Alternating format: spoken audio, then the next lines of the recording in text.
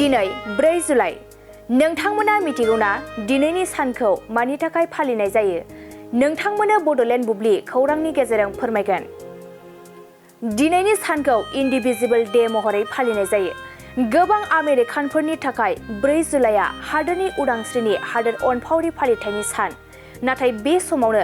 गोबां गुबुनफोरनि थाखाय बियो बोखावजायै सानबो बे साना रायजोखौ धोरोमनिफ्राय आलादा खालामनायनि सानस्रिखौ सांग्रांथि आरो जौगाहोनो खावलायो बोखावजायै साना जारिमिन आरो गोदान मुगानि सोमावसारनायफोरनि मोनसे गलायमोन्देरनिफ्राय नुजादोंमोन जाय गिर्जा आरो रायजोनि गेजेराव मोनसे गोग्गो आलादा जानायखौ लाखिनायाव गोसो होदोंमोन गोजोनथाव खौरां नोंथांमोननि थाखाय लानानै फैदों एमआरएम मेमोरियेल हस्पिटालाव गोबां बेमार फाहामथाय होनायनि खाबु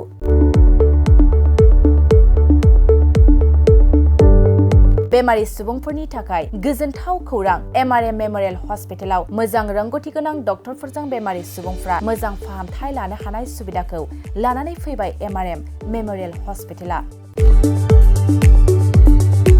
क'क्राझार सहरनि पुलिस पइन्ट आरो अमश्री हटेलनि साखाथियाव थानाय बयजोंबो मिथिसार जानाय एमआरएम मेमोरियेल हस्पिटाला गोबां फेसिलिटिस खाबुफोर फोसावदों एमआरएम मेमोरियेल हस्पिटालनि फेसिलिटिफ्रानो जाबाय critical care medicine emergency medicine paediatrician pathologist general medicine diabetologist OBS and gyno cardiology general surgeon neurosurgery advance laparoscopic ENT surgery department ophthalmologist surgical gastroenterologist neuropsychiatry onco surgery department dermatologist orthopaedics residential medical officer inter facility unit physiotherapy radiologist histopathological department urologist emergency department CT scan X-ray pathology department vaccinator department आरो MRM memorial हस्पिटालाव 24 घन्टा जेब्लाबो खुलाय थागोन लांलाय लाबोलायनि एम्बुलेन्सनि सुबिदायाबो 24 घन्टा थागोन गोबां मिथिनो थाखाय नैबे 9854081948 93655020048